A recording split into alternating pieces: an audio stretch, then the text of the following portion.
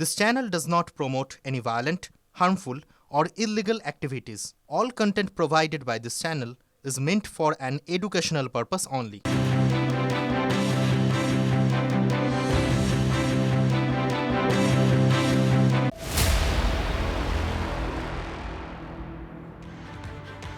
দেখুন, এসআইআর প্রক্রিয়ায় খসড়া তালিকা তো প্রকাশ হয়ে গিয়েছে, কিন্তু খসড়া তালিকা প্রকাশের পরও 3 দিন কেটে গেল। এখনো কি আপনার বাড়িতে হিয়ারিং এর নোটিশ পৌঁছেছে? কেন পৌঁছচ্ছে না?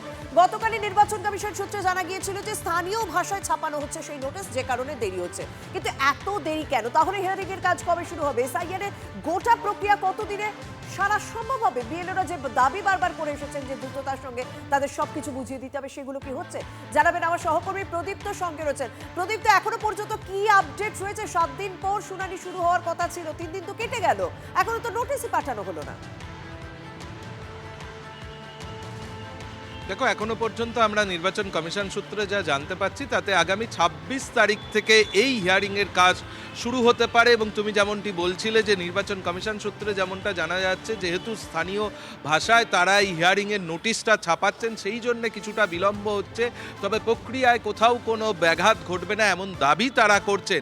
একই সঙ্গে তোমায় বলে রাখি যে 26শে ডিসেম্বর থেকে 7ই ফেব্রুয়ারির মধ্যে এই গোটা হিয়ারিং প্রক্রিয়া তারা শেষ করবেন, সেই দাবি তারা করছেন। এবং সম্ভবত প্রায় 1,30,00,000 মানুষের কাছে এই শুনানির নোটিশ যেতে পারে, তেমনটাও নির্বাচন কমিশন সূত্রে খবর। যদিও অনেকেই যে কথা বলছেন তা হলো যে এনুমারেশন ফর্মের ক্ষেত্রেও আমরা দেখেছিলাম যে বহু জায়গাতে ফর্ম পেতে দেরি হয়েছিল মানুষজনের। এক্ষেত্রেও হয়তো তেমন কিছু ঘটছে কিনা তা নিয়ে প্রশ্ন তুলছেন অনেকে। এখন দেখার বিষয় সত্যিই 26শে ডিসেম্বর থেকে এই প্রক্রিয়া শুরু করা যায় কিনা। আর তারপর নির্বাচন কমিশনের বক্তব্য, কোথাও কোনো ব্যাঘাত ঘটবে না এবং মাইক্রো অবজারভারের নেতৃত্বেই এই গোটা প্রক্রিয়া চলবে। একই সঙ্গে তোমায় আরো মাইক্রো অবজারভারের নেতৃত্বে চলবে। অনেক ধন্যবাদ প্রদীপ্ত। কিন্তু এর পাশাপাশি না আরো একটা গুরুত্বপূর্ণ আপডেট আপনাদের সামনে তুলে ধরতেই হবে, কারণ যে আপডেট পাওয়া যাচ্ছে যে রাজ্যের আধিকারিকদের উপর কি কোথাও ভরসা নেই কমিশনের। কারণ এসআইআর এ যে শুনানি শুরু হচ্ছে, সেই এসআইআর এর শুনানির নজরদারিতে কেন্দ্রীয় সরকারি কর্মী শুনানিতে মাইক্রো অবজারভার নিয়োগের নির্দেশ কমিশনের। যেমন প্রদীপ্ত বলছিল, মাইক্রো অবজারভার রাজ্য সরকারের অফিসার হবেন না। যে খবর মিলছে সূত্র মারফত, মাইক্রো অবজারভার হবেন কেন্দ্রীয় সরকারি অফিসাররাই। ইআরও এবং বিশেষ পর্যবেক্ষককে সাহায্য করতে নির্দেশ কমিশনের। সম্ভবত 26শে ডিসেম্বর থেকেই শুরু হবে এই শুনানি পর্ব। কাল বিএলওদের নিয়ে জেলায় জেলায় বৈঠক রয়েছে কমিশনের। বৈঠকে বিএলওদের নোটিশ এবং শুনানি পর্বের ট্রেনিং দেওয়া শুরু হয়ে যাবে। সম্প্রতি শুভেন্দু অধিকারী কমিশনের কাছে মাইক্রো অবজারভার নিয়োগের দাবি জানিয়েছিলেন। এরপরে যা খবর পাওয়া যাচ্ছে, মাইক্রো অবজারভার রাজ্য সরকারের অফিসার হবেন না, হবেন কেন্দ্রীয় সরকারের অফিসাররাই। সংবিধান বিরোধী একটা পদক্ষেপ।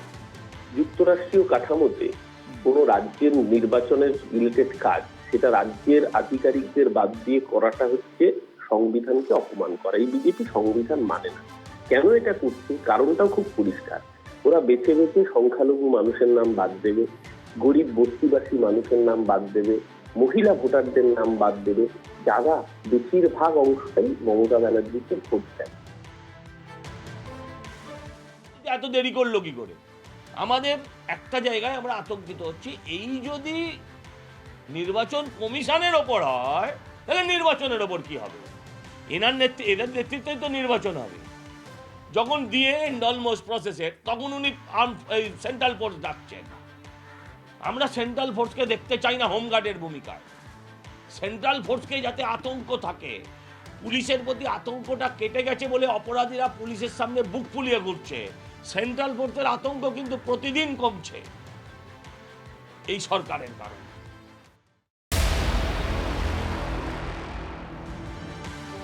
দেখুন, আপনাদের আরো একটা খবর আমরা দিয়েছিলাম যে পর্ষদের পক্ষ থেকে চিঠি দেওয়া হয়েছে নির্বাচন কমিশনকে, যে এই এসআইআর এর কাজের জন্য যেন মাধ্যমিক পরীক্ষার উপর কোনো প্রভাব যাতে না পড়ে, কারণ বহু পড়ুয়ার ভবিষ্যৎ এই পরীক্ষার উপর নির্ভরশীল। এবার তোপ দেখেছেন শিক্ষামন্ত্রী ব্রাত্য বসু।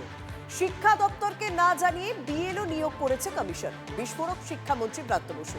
মাধ্যমিক পরীক্ষা নিয়ে পর্ষদের উদ্বেগ যুক্তিযুক্ত বলেছেন শিক্ষামন্ত্রী। পর্ষদের চিঠির সমর্থনে জোর সওয়াল ব্রাত্য বসু।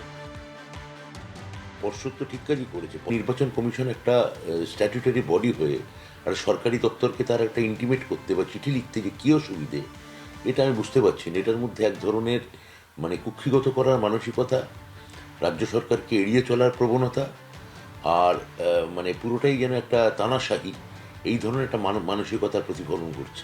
এর একটাই কারণ, সেটা হচ্ছে যে একমাত্র পশ্চিমবঙ্গে শিক্ষকদের মাইনে, প্রভিডেন্ট ফান্ড, পেনশন সমস্ত কিছু সুরক্ষিত।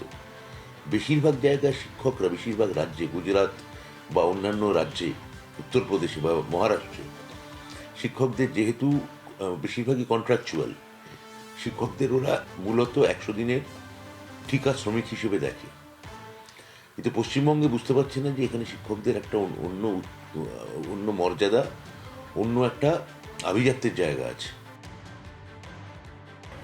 নিয়োগ তো ইয়ারও থেকে হচ্ছে, ইয়ারও করছে ডিও অ্যাপ্রুভাল নিয়ে পড়ে। কিন্তু কমিশন জানাচ্ছে না।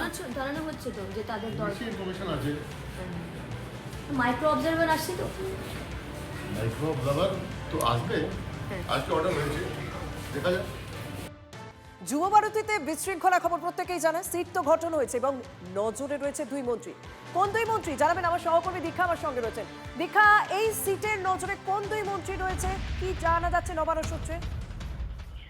দেখো, নবান্ন সূত্রে যেটা বলা হয়েছে যে অনলাইন স্টেডিয়ামে 13 ডিসেম্বর যে ঘটনাটা ঘটেছিল, সেটা প্রথমে মুখ্যমন্ত্রী অসীম রায়ের নেতৃত্বে, প্রাক্তন মুখ্যমন্ত্রী অসীম রায়ের নেতৃত্বে একটি তদন্ত কমিটি গঠন করেছিলেন, যার ভিত্তিতে সিট তৈরি হয়েছে। সেই সিটের তদন্ত প্রক্রিয়া এখন চলছে। সেই কারণেই এখনো পর্যন্ত যুব ভারতীতে তার পুনর্নির্মাণের কাজ এখনো পর্যন্ত যতক্ষণ না সিট বলছে ততক্ষণ পর্যন্ত হবে না। এবং সব থেকে বড় যেটা বলা হচ্ছে যে এই সিট, প্রশ্ন করা হয়েছিল যে সিটের আওতায় যে মন্ত্রীরা সেই সময় ময়দানে ছিলেন তাদের সিটের তদন্তের আওতায় থাকবেন কিনা। নবান্ন সূত্রে খবর, কাউকেই তদন্তের আওতার বাইরে রাখা হচ্ছে না। অনেক ধন্যবাদ দীক্ষা। অর্থাৎ সেই দিন অনুষ্ঠানের সময় যে দুই মন্ত্রী ময়দানে ছিলেন, যুব ভারতীতে ছিলেন, তাদের প্রত্যেককেই তদন্তের মধ্যেই থাকতে হবে, তদন্তের বাইরে কেউ নয়।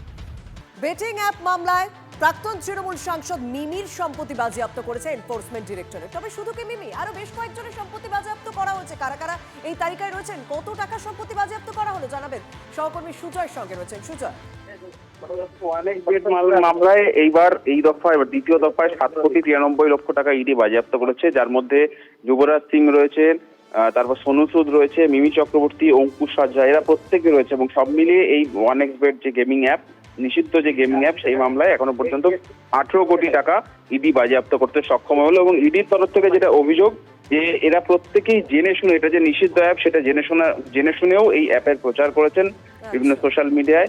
সেই কারণেই তাদের এই সম্পত্তি, স্থাবর এবং অস্থাবর সম্পত্তি বাজেয়াপ্ত করা হয়েছে। বেশ,